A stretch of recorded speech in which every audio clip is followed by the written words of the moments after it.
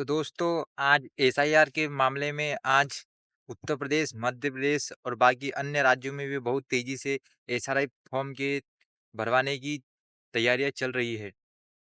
ऐसे में कई तरह-तरह के केस सामने आ रहे हैं। बीएलओ हत्या कर रहे हैं, किसी की शादी है तो उसे भी एसआरआई का फॉर्म भरना ज़रूरी है और अन्य लोगों को भी इससे बहुत परेशानी जा रही है। तो इसी से मिलता-जुलता मामला आज हमारे सामने आया है जिसमें एक महिला की जान जाते-जाते बची। आखिरकार क्या हुआ था उस महिला के साथ, आइए हम इस वीडियो में जानने की कोशिश करते हैं। तो नमस्कार दोस्तों, मैं हूँ हंसराज, आपके कायम सफर में आपका स्वागत करता हूँ। तो दोस्तों उत्तर प्रदेश की ये घटना है जहाँ पर एक महिला अपना अपना एसआईआर फॉर्म लेने के लिए बीएलओ के पास जाती है।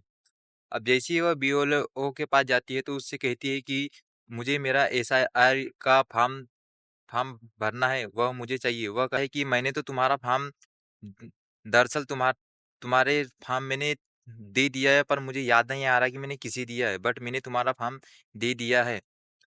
वह कहता है मुझे नहीं पता, तुम घर जाओ। अब जैसे ही वह अपने घर जाती है तो आजू-बाजू से अड़ोसी-पड़ोसी लोगों से भी उसे पता चलता है। उसका उसके पड़ोसी एक युवक उससे पूछता है कि क्या तुमने एसआरआई का फॉर्म भरा है? वह महिला कहती है कि नहीं, मुझे बीएलओ द्वारा एसआईआर का फॉर्म नहीं मिला है। तो जो उसका पड़ोसी होता है वह उस महिला से कहता है कि एसआरआई का आर का फॉर्म भरना बहुत ज़रूरी है। अगर तुम एसआरआई का फॉर्म नहीं भरोगी तो तुम्हारा राशन कार्ड से नाम काट दिया जाएगा, तुम्हें देश का नागरिक नहीं कहा जाएगा और तुम्हें दूस देश से निकाला भी जा सकता है।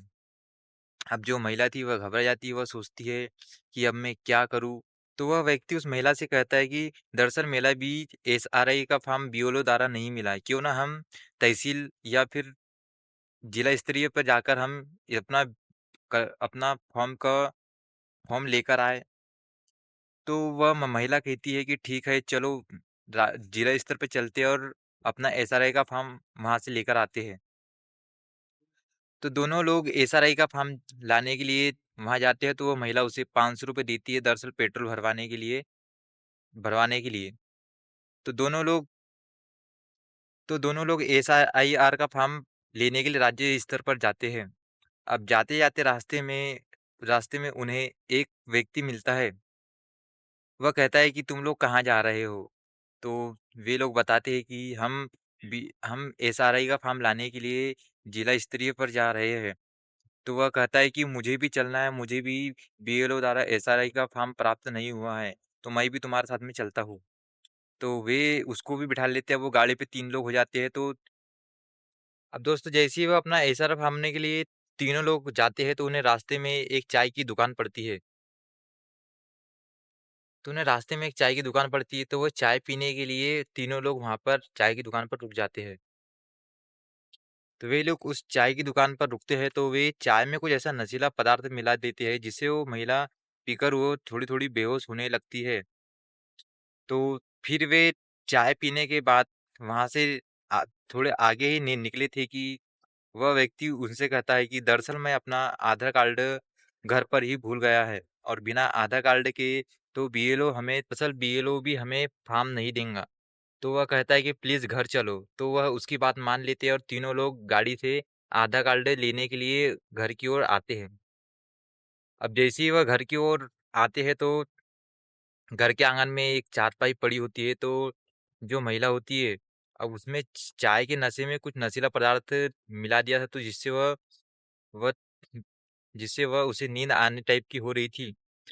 तो वह वही चारपाई पर सो जाती है, कहती है जब तक तुम अपना आधार कार्ड ढूँढो मैं यहीं आराम करती हूँ। अब ये लोग उधर आधार कार्ड ढूँढते हैं, तो जब तक ये महिला बेहोश हो जाती है और ये वहीं पर सो जाती है। अब जो जो दोनों व्यक्ति थे, वह उस महिला के साथ में कुछ शारीरिक संबंध बनाते हैं और उसकी अश्लील वीडियो सेव करके अपने मोबाइल में रख देते हैं। अब जैसे ही उस महिला को होश आता है, तो वह कहती है कि तुमने मेरे साथ ऐसा क्यों किया?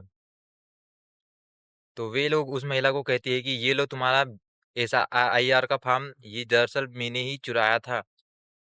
और वह कहती है कि अगर तुमने किसी को यह बात बताई, तो मैं तुम्हारी अश्लील वीडियो सोशल मीडिया पर वायरल कर दूँगा, लोगों को भेजकर तुम्हें बदनाम कर दूँगा। अब जो महिला थी वह डर जाती है और वह अपना एसआरआई का फॉर्म लेकर घर की ओर चली जाती है।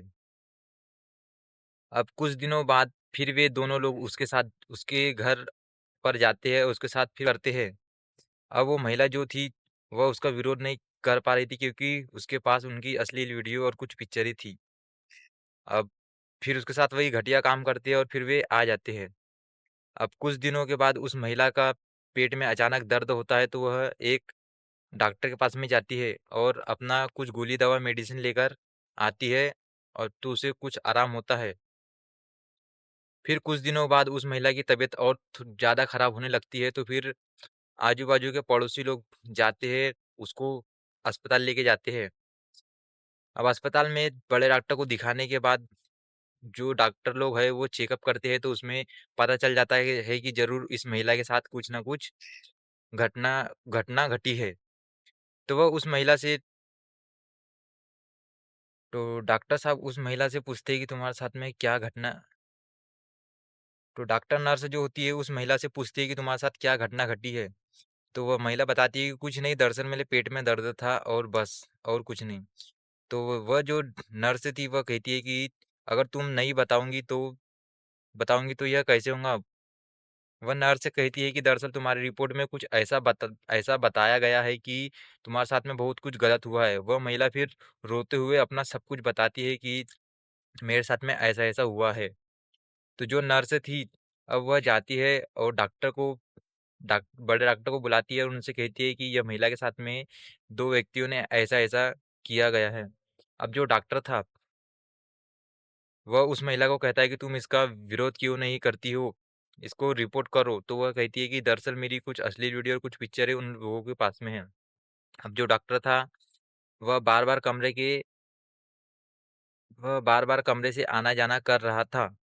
तभी वहाँ पर उस वह व्यक्ति आ जाता है जिसने उस महिला के साथ शारीरिक संबंध बनाए थे। अब वह उसके बारे में महिला सब कुछ बता देती है, तो वह बार-बार आना-जाना करता है, तो वह व्यक्ति समझ जाता है कि ज़रूर उस महिला ने डॉक्टर को कुछ बताया, मेरे बारे में ही बताया होगा। अब जो डॉक्टर है वह पुलिस में रिपोर्ट लिखवा देता है और उस पर सख्त कार्रवाई करने की पुलिस को पुलिस को एफआईआर दर्ज कर उस पे सख्त कार्रवाई करने की सूचना देता है।